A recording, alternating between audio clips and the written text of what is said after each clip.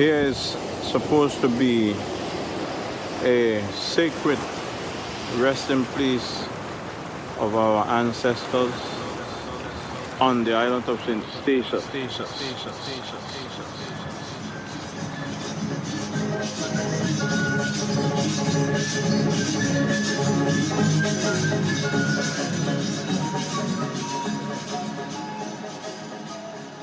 Welcome to the podcast Reclaiming Our Stories, Restoring Our Ties.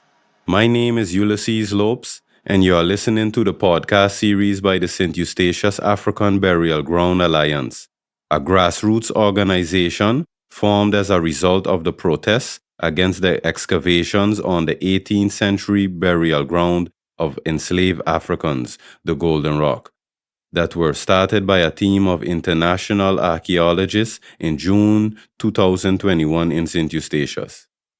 In this podcast, you will learn about the journey of the Alliance, its vision, and the important role that the community of Statia, the Caribbean, and the great African diaspora serve in reclaiming our narrative, history, and identity, as well as restoring our ancestral dignity and spiritual ties.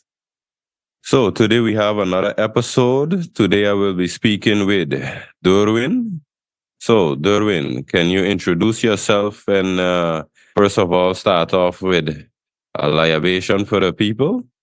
Yeah, thank you so much, Brother Uli, and thank you so much for having the time and the space in this podcast as well to be able to rest and listen to what we have to say. Indeed, I will start with a small libation as part to open up and to be grateful because we are grateful that we are able to be here and to do exactly as was planned for us. So I will start very shortly and very concise with placing my hand on my heart, closing my eyes, and I do take this deep cleansing breath of grace and of gratitude.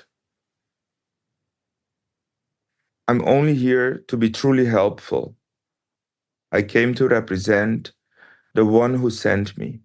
I do not have to worry about what to say or what to do. The one who sent me will always guide me and direct me.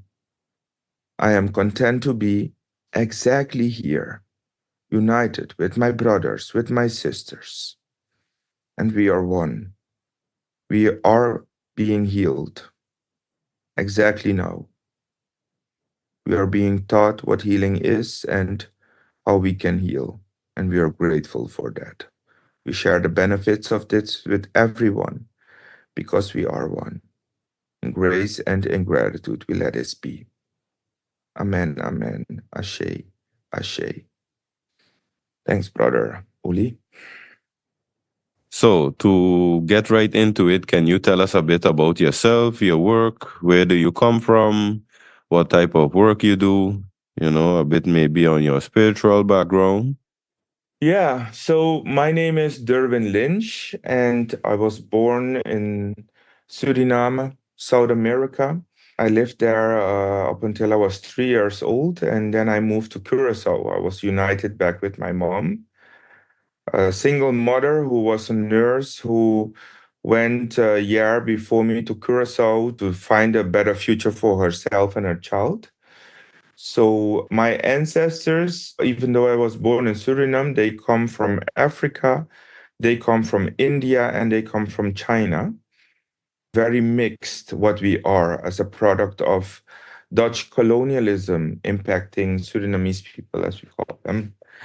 I went to Curacao and I grew up there basically as a foreigner in Curacao, but that meant that there were many Afro Curaçaoan grandmothers, neighbors, left, right, and in the back, always ready to take care of me, to babysit. My mother was working overtime to have an eye on my upgrowing, and basically the children of the neighborhood, those children became my cousins, my family. That's what I knew growing up in Curacao is that motherly, grandmotherly feeling of nurturing children is something that I grew up with. And my mom herself, she was a nurse, specialized as well in the care for premature babies on the couveuse or the neonatology intensive care for babies. And back then it was the Netherlands Antilles, and that department in Curaçao was the only one for the Caribbean islands. So I grew up with my mother, who eventually became the head nurse of that department, being there for many mothers who were going through a very difficult period when their child was born and needed that care. And I grew up at home, sometimes coming after school, and then my mom would come after work. And then there would be a lady sitting in the car because it was a lady. Then I would find out that she had a child who was in the couveuse of Curaçao, but she was from Saint Martin, for example, or Bonaire, and that my mother just took her home and then wanted to give her a ride and see the island beyond just seeing the hospital bed, because the insurance company only paid for the mother to be there in a closed hostel next to the hospital, but not for the rest of the family. And that's a mother I grew up with who had that care professionally, but also she had that in her heart too. And it's not something that was unique to her, because my neighbors that I had, who were also not our own family, but Afro Curaçaoan women, and also the men, but the women grandmothers mostly, they took care of children who are not necessarily their own lineage. And I grew up with that sentiment of community. And I came to the Netherlands when I was 18 as a student from the islands, because I do consider myself an island kid. And I came here to pursue further studies in the Netherlands, like that's common for many, many Dutch Caribbean ABC SSS island youth. Nowadays, you can also go to the US and other parts, but back then, especially for those who did not have their own money to pay stuff but had to rely on what the government is offering, the Netherlands was the most convenient way. So I came here and I studied a bachelor's at the University of Utrecht called Science and Innovation Management. And that eventually led me to a master's called Management Policy Analysis and Entrepreneurship in the Health and Life Sciences that I completed when I was 22, 23. But I was still wondering what was really my purpose in life. I wanted to become a pilot. That didn't really work out. But I must say that that master's with that long name that I just mentioned did open my eyes to understand healthcare better. So I started to work I was recruited to work as a junior lecturer researcher at the Vrije Universiteit in Amsterdam. And fast forward up to now, that developed into and the person I am right now is a researcher, educator, a coach, understanding that people coming from the island, they also have dreams that they want to accomplish here in the Netherlands, but their eyes also open to the history, to parts of history that they were not taught of in school. And they develop their sense of social justice better here. And for me, right now, I'm a researcher at the Athena Institute, Vrije Universiteit Amsterdam.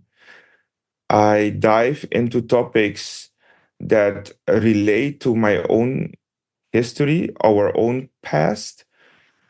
One of my main research topics is called Healing the Afterlives of Colonialism. And what I've learned along that road is that spirituality is important. It's a part of our history that was damaged. And I came to learn that it is okay to combine spirituality with activism, with diplomacy, with science, and to just be myself and to just look honestly into the history and allow it to guide the steps I take. And that's also how I found the alliance, the St. Eustatius African Burial Ground Alliance. We found each other through a mutual interest in first of all, looking into the coexistence of traditional healing on the Caribbean islands next to Western biomedical medicine. And we found each other because it was addressing a field that not many are addressing, but is very important. And with time, we came to know how more important that spiritual connection that we had from the beginning is for the alliance, but also for, I personally find it the work I'm doing, the person I am, but I'm experiencing as well. It's a human element. And where I said lots of spiritual damage has been done to our ancestors, to our lineages, to our communities, it then also means that in there we can find healing. Well, I definitely connect to a good bit of the story, the struggle path, moving from different place. I myself was born in the Netherlands, came back home to the birth land of my parents, St. Eustatius, grew up here, went back to the Netherlands for school, college. Mm. And like you said, you're going to wake up to a certain extent, I would say, you increase in awareness about yourself, your heritage, because right now you're going to be around a lot more nationalities that are not you. And you Mhm. got to identify yourself as some type of nationality, and as you may have come across, for our people, the so called black people, there's not really a nationality that we can remember. So everything that, like you say, the European countries um, actually give you one, whether you live Curaçao, Bonaire, Aruba, you could be in America, you have that nationality given to you. Basically, your whole lifestyle comes with that. The education, like you say, was incorrect. So I relate to a lot of that as well. Could you tell us a bit more about the detail of the work you're doing as far as healing, what that means to you, because everyone in a spiritual, religious background has a different way of what they call healing. What struggles might have come with that and the work that can be done? Yeah, thanks, brother Uli, for also sharing from your own background and what it is for you. I'm also still exploring my Afro Surinamese roots because I know they came to Suriname from Guyana, but also Dominica, Saint Domingue. We're still exploring that part, and Guadeloupe and Martinique. So I'm curious to see if it goes also crossing Statia. Curious, but it's not needed, of course, to have that confirmation because I know we are connected. We all, from the African diaspora, are connected. Going back to your question, you asked me the work I'm doing right now. My bigger research project is called Healing the Afterlives of Colonialism, and it's Dutch colonialism that I'm mostly focusing on. It's a new work for me that I'm doing because it's not only work, it's also personal healing happening along the way. So what healing to me is, because that I do understand that not everybody has the same association with the word healing, and that the word healing in itself is interpreted different by different people. We happen to choose it now for my research, but the more I learn from people throughout my research, healing, there are dimensions to it, right? So it starts with recognition of pain points, I would say. It starts with healing individuals, goes hand in hand with healing communities and healing systems, healing institutes that have and are still doing injustice to us as human beings, regardless of where we come from, but we as human beings not seeing us as equal. And I think healing the afterlives of colonialism is a very difficult thing that is painful. It's painful for some to even talk about it. Looking in my own lineage, my mother, who I appreciate deeply, I have the most respect for. She is the most important woman, the most important person in my life. What she has given up for me, I wouldn't be speaking here without all effort she has done. If you would ask her if she would be proud about this topic that I'm focusing on, she would say, no, I rather that my son would not be looking into that past. I rather that my son would not be facing and trying to understand what happened to our ancestors. He needs to move on, he needs to go on. And that is part as well of the damage that has been done to our communities. And healing for me is not rejecting that not everybody is at the same place when we talk about healing, but it's about accepting everyone exactly where they are. Whether it is somebody who is not so interested in this topic, whether it's somebody who still is struggling with religion and spirituality and how it has been affecting our communities, specifically our communities.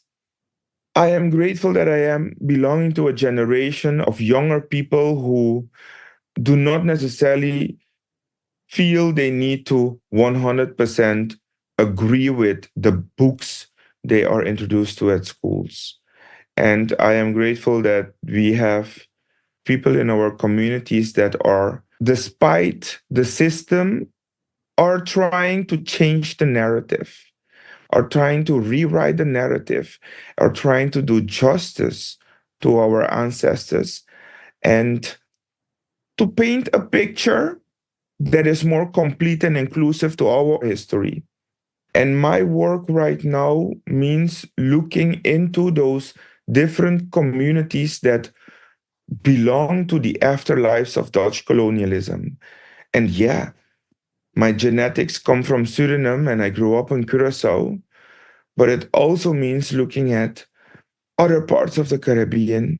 And that's why I got interested to look and learn more about Saint Eustatius, because I didn't learn much about Saint Eustatius back then. It is through Spirit that I came across this project, this alliance, and I do connect with all those alliance members who are fighting this injustice, this unethical excavations that could take place on the island without involving the community. So, as an island child connected to other islands that form actually the afterlives of Dutch colonialism, I see a strength and resilience in uncovering these stories, forming connections, and not from a hatred, not from that pain, but from a transformative healing approach. And that means that we listen to how this unfolds and we listen to how this is meaningful to the community. And I want to listen to it. And this is my work. My work entails feeling the pain as well, realizing it, but thinking along with some others how we can move forward and change that narrative indeed. These are the bridges we are trying to make. We are trying to reconcile things from the past while also trying to reconcile with ourselves, while knowing we are doing it for generations after us. Okay, well, big respect to that, you know. Like I say, I resonate with a lot that you're saying. We might not be having the same job title, but like I said before, we on the same path, dealing with the same challenges. If I gotta speak on the disconnect from our heritage, the memory that we have, I mean, yeah, we are born without that memory. You know, like you say, everything gotta be passed down through your ancestors telling you. And unfortunately for us, most of the elderly ancestors who would have been able to tell that story are not with us. Some are here, but you know, it still would be a lot of missing pieces. Again, this is something that has been going on for a long time with our people. I would say I've read many books that date back even before the transatlantic slave trade. Ever since I came back home, I dived in a good bit of books that Mm. explain a lot more about the history prior to the transatlantic slave trade. Because if you're going to search for who we are and everything, you can't just start where the European told us about, because that's what they want to emphasize on, Mhm. which is why they're going to have us as so called black people, I would say. battling each other over information that they gave us, and some of us who have it from our own ancestors. So the story is being mixed up, you know. Mhm. So that's one thing that when it comes to history, like you say, big respect to that statement you made. Respect everyone where they at, because in this journey, you're gonna get a lot of information that the average person doesn't have or never heard. And like they say, wisdom sound foolish to a fool. So, like you say, we is the next generation. We got next, so we gonna change those narratives for sure. So moving forward, why do you think this work is really important for the healing of this next generation, as well as the descendants that we have here with us still? Also, if you could touch on why is this important for the restitution campaign, the fight, the journey, you know? Why do you think we are in this whole situation, the work that comes with it to really fight and teach the students? Very good question. And the first thing that pops up really is we owe it to our ancestors. Why we are doing this? We are not doing this for a personal reason. We owe it to our ancestors. We owe it to all they've been through. And each of us right now, we are now recording this, we are now talking here, but each of us listening right now know that you are the survival of your lineage, and your lineage has been through a lot. That consciousness that we have right now, Uli, so we belong indeed to a generation that is connected digitally, that has more access to information online. We don't have to only read a book or read what is being forced upon us and believe it all. No, we have consciousness and we have more things accessible to us nowadays so that we can be more informed. And that is a difference with generations before us that might not have had time, resources, and exposure to this information. Answering your question also is a reminder to respect again everybody exactly where they at. Because I realized too that this disconnect that has been formed is painful. Is painful. And yeah, again, I'm grateful that we belong to a generation that has more information and that is willing, because I think that's also very important. We are willing to look at this from a different perspective. And we are willing to be part of changing that narrative that has been forced upon us. And I think, well, I don't think, I feel as an educator or a coach, I might sometimes call myself like that. I've been living here in the Netherlands for almost 20 years. And since the first year after I came, I got involved into coaching Dutch Caribbean students that came to study here in the Netherlands. And up until today, I spend time into, I call it the creme de la creme, comes from the islands here, and then experiences how it is to live in the belly of the lion and to realize certain things and to realize more of our history and our past. And I think it's very important that we are also visible in as educators. So when I say we, it means us children from the islands, that we are visible and recognizable to youth, that they see that there are people who look like them, who understand where they came from, who have lived in the same situations as they came from, but are contributing to educating new perspectives and to be there, to be opening up what otherwise would be indoctrination. Even though it's very painful to look into our history, again, I am very fortunate and grateful for the things that worked out for me, that I'm able to contribute to this. And this podcast, for example, is an example of a way of disseminating knowledge, a way of creating awareness, a way of connecting community. And not only Saint Eustatius, because this story of Saint Eustatius, what we are making here, connects to a broader Caribbean, global audience. It connects to a broader diaspora.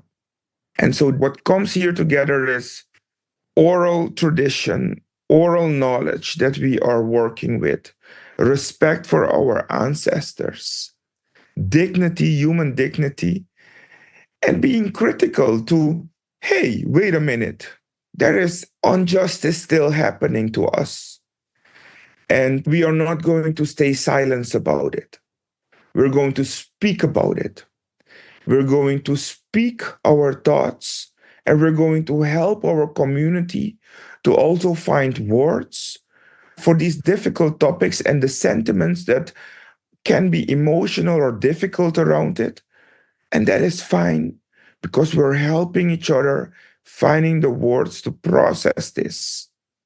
Definitely, definitely. Every word understood, and you touched on it very good. But yeah, to round things up, I would say, what are some of the ways that you would think the community, whether it's here on St. Eustatius or even in the other islands or even around the world for the listeners, how could they support the work that the Alliance is doing, whether it's through social media or something that they can do physically, like attend something, If you don't mind sharing some tips with the people on what they could do to really help, if this really sparks some people interest, we could give them something that they could feel part of the club, I would say.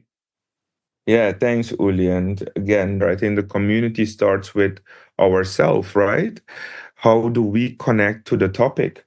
Where do we stand and respect also ourselves there?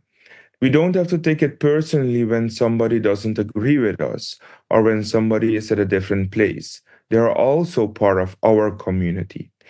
It's important to realize you're not doing this only for yourself. You're representing a greater good. And once you connect to that, and we call it also the community, you reach great things. So what can the community do around this? I think just listening already to this podcast, listening to the voice of the Alliance, the St. Eustatius African Burial Ground Alliance, listening to what they stand for is a first step.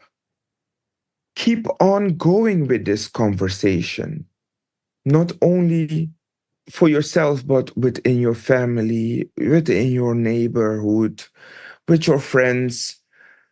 Help each other find words for the feelings or the sentiments, the emotions that we are feeling. Because, truth being said, not all of us have learned to deal effectively, healthy wise with all these different emotions that arise when we look into these topics that are traumatizing, that are painful. These are difficult topics. So we need to help each other as well in processing that.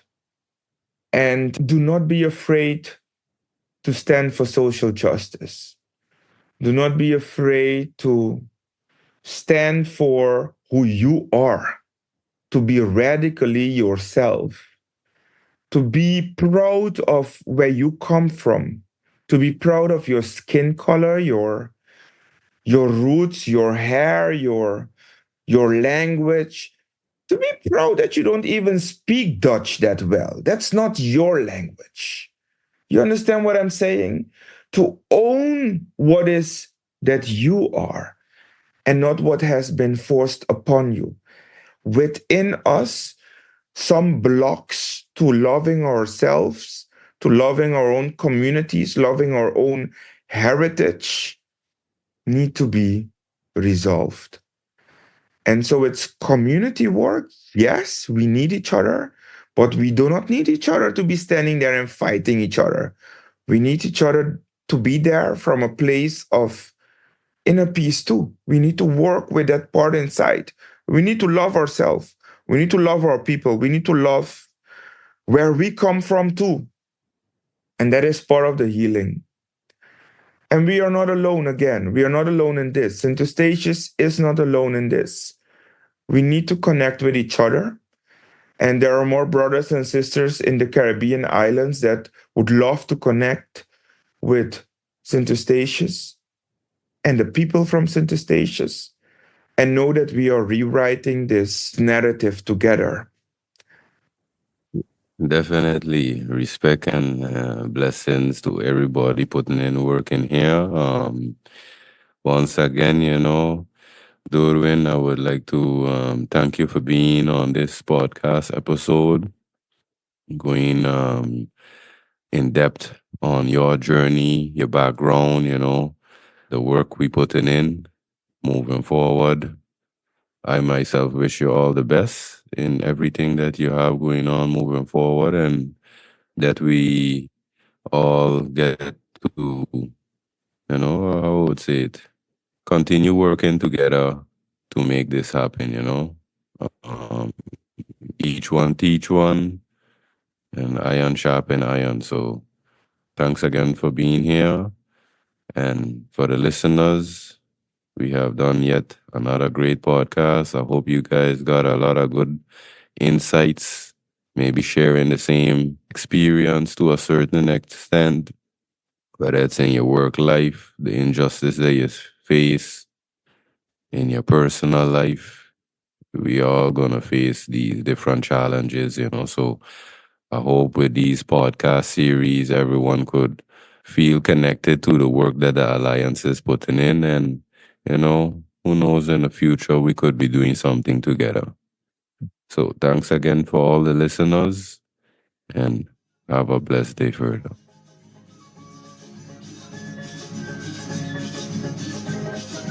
Thank you once again for joining us. My name is Ulysses Lopes, and you were listening to a podcast episode of the St. Eustatius African Burial Ground Alliance, reclaiming our stories, restoring our ties.